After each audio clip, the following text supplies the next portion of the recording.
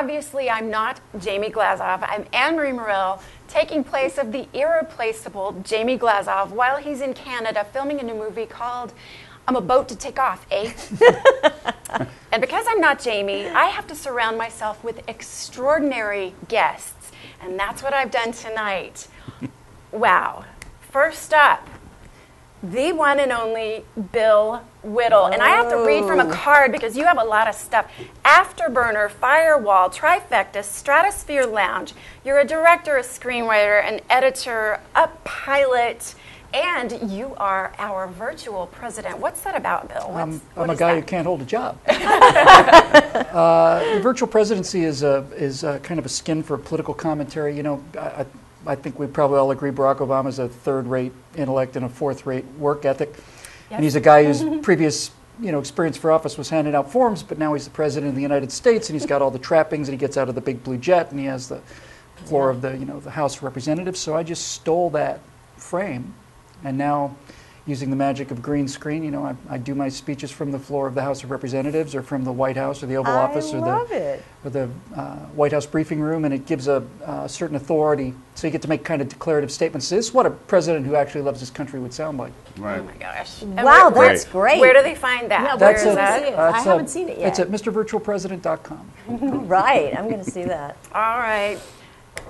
Next up, my beautiful, amazingly smart, talented, brilliant co-host of Politichicks TV and regular Glazov gang member, movie star and television star, Morgan Brittany. Oh my goodness. And my goodness. A lot of people don't know this. I mean, besides being a child star, you were in The Birds, Alfred Hitchcock. You were in Gypsy with Rosalind Russell and Natalie Wood when you were a little girl. I did that before I was born. Before you were born. But you were also a Broadway star.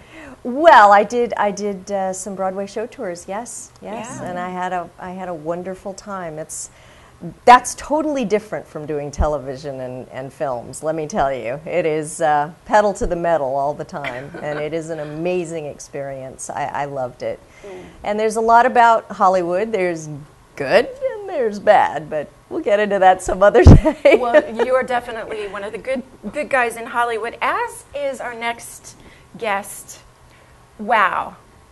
New member of the Glazov gang, international film and television star of TV's Justified, Yes. your own web series, acting school, Mr. Nick Searcy. Thank you very much. Mercy. Woo-hoo! It's actually, the name of the show is Acting School with Nick Searcy. Oh, I'm sorry. But it's acting good. school with And With Nick Justified with Nick Searcy. With Nick Searcy. Not yet. I'm thinking It's coming, season right? 6. Yeah, probably season 6 it'll be there. And the best thing we love about you is you're so modest. Yes. And so humble. Well, that's the He's best got a thing lot to about be you. modest about. Yeah, it's true. It's a public service, my modesty. Is it really? Okay, Yes. good. Well, guys, so much has happened in the last few weeks alone that we could spend 10 hours talking about it. But my big pet peeve this particular week was Barack Obama's recent speech, his foreign policy speech. And the part that really got me, he said, the best way to prevent violent extremism is to work with the Muslim American community, which has consistently rejected terrorism. And these partnerships can only work when we recognize that Muslims are a fundamental part of the American family. There's that word fundamental again. Okay, to me, this sounds like Barack Obama is blaming all of us for Muslim terrorism because we're not warm and fuzzy enough with them. Bill Whittle, what did you think of this speech? And I want to ask you, is Barack Obama naive or is he diabolical? I think it's possible to be both. First of all, on some fundamental level, he's correct. The huge majority of, you can't even call it a majority. The number of Muslim actual terrorists in America is vanishingly small. And that has to be said and has to be kept in mind. And I travel a lot to New York City, and most of the cab drivers I run into there are Muslims recently arrived in America. They're doing the exact same thing that most of us are. They're trying to live a life of, some prosperity, and they want to be left alone and do their own thing. But it is completely dissembling to suggest that this is not a problem unique to Islam. And you can say that, well, takes two sides to make an argument, but Islam is at war with Americans in Iraq and Afghanistan and here at home. Islam's at war with the Jews in Palestine and in Israel. Islam's at war with the Hindus in the Pakistan region and up in that general area. They're at war with the Chinese. They're at war with the animists in Africa. They're at war with Buddhists in Southeast. They're at war with everybody. And to not acknowledge that as a problem is a problem. This is a difficult line that we walk, and I think what we learned with the Tsarnaev brothers was the FBI interviewed them. We got a tip from the Russians these guys were trouble, the Boston Marathon bombers. And the FBI wasn't allowed to ask them, was legally prevented from asking them about their religion. Now that's just ridiculous. It's absurd. You can't imagine investigating Al Capone without talking about whether he's a bootlegger. But at the same time, you have to be careful that the powers that you give the government to investigate these things don't become more of a threat to our freedoms and our liberties than the terrorism is in the first place. Morgan, Maya Angelou said, I'm going to paraphrase, but she basically said, if someone tells you exactly who they are, it's a good idea to believe what they say. Absolutely. Jihadists say they tell you what they're doing before they fly their planes into buildings. They scrawl it on boats. They say it before they chop someone's head off. Why do you think that Barack Obama and most of the world, it seems like lately, is denying what they're telling you they are? Jihadists say, I'm a jihadist. How do you deny that? That's a question that I can't answer. I don't understand it. It's like they're all in denial. They don't want to believe these people are going to kill us. They don't want to believe these people hate us. They don't believe that the radical agenda of the jihadists is to wipe Israel off the face of the earth and the devil, the United States, off the face of the earth. They don't care who they kill. That guy stood and left a bomb at the feet of an 8-year-old little boy and blew him up. Without a care in the world. He didn't care. They don't care. Look how they treat women. Look how they treat everybody. I mean, it is Sharia law, and I don't know why this administration is blind to it. I don't know why they're so friendly to the Muslim Brotherhood. I don't understand why we keep spending taxpayer dollars and sending it to these countries. Why are we arming Al-Qaeda, which you'll get into later? I don't have an answer for you, Anne-Marie, and it frustrates me when he says things like, well, Al-Qaeda is under control, or we don't have to worry about them anymore. That's a lie. It's a flat-out lie. Do people just not get it? Nick, what do you think? Well, yeah, the part that bugged me about we need to assimilate the Muslim people into the American family. I think America's done a great job of showing that we are certainly willing to assimilate everyone that wants to come here and actually be part of the American experiment. And unfortunately, there's a small, violent number of people who all happen to be from that particular religion that don't want to assimilate. They don't want to be part of America. They want to change it. They want to destroy it. They want to impose their Sharia law on it. And to not acknowledge that is just, it's a denial of reality. And I think it's a built-in part sometimes of the liberal mindset that they define their superiority, or they feel superior to conservatives because they think they're more tolerant than we are. And they think that they are more compassionate towards people of diverse backgrounds than we are. And by tolerating this kind of intolerable behavior, they don't prove that they're compassionate. They prove that they're idiots, they're fools. Look what they do, though. I mean, they won't even call it terrorism. At Fort Hood, they didn't call it terrorism. This is the problem, and this is what frustrates me. Well, there's an even more compelling example. You don't have to go back very far, but if you look at Great Britain in the 1930s, you find that the political leadership, Neville Chamberlain's government, and the British press were in collusion to keep what the Nazis were actually doing out of the general consciousness of the British people. Because they figured that if you kept giving them what they wanted, then they wouldn't hurt you anymore. They basically just believed, just give them everything they want, and then they have nothing to come after you for. They could never accept the fact, and even after the war had started, Neville Chamberlain couldn't accept the fact that Hitler wanted war and that he wanted to kill Jews. They just couldn't believe it. They thought if Hitler found out about all these Jews are being murdered, he'd have them all executed. The SS guys. Right. So what happens is you get this intellectual bubble, and it's kind of a feedback loop between the government and the press, exactly what Nick said. It's their way of proving how much more sophisticated they are and how much more morally advanced they are and how they function on a much higher intellectual plane than the rest of us knuckleheads who see somebody sawing our heads off and assume that they want to kill us. They understand the nuances, you see. Exactly. The nuances in the long history of the struggle. Not what they meant. Of course. To do. But what they really are is, what they Yeah. really are, Henry, in the 1930s and today also, is what they really are is they're afraid.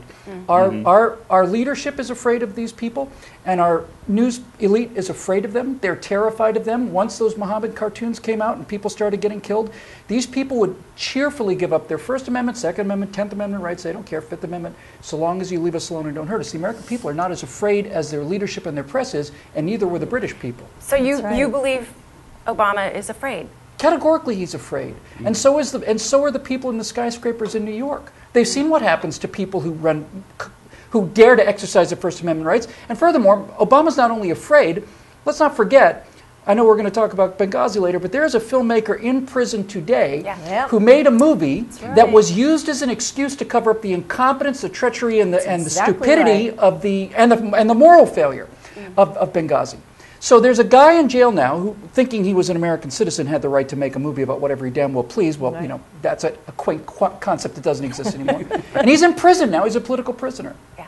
And it also proves that they're afraid, by the way, that they're not afraid to go after Christians and Tea course Partiers not. because they Oh, know they have nothing to no. fear. They don't hack people's heads off. They call Right. them violent, crazy hacks, and they have nothing to But fear. what but is they- It's like do? what you were saying. You said that in front of the IRS protest, that Homeland Security was there Yeah, with guns. exactly. And the Protect- Tea you know, Partiers against- haven't yeah. haven't caused any violence at all. But Yeah. this is what makes.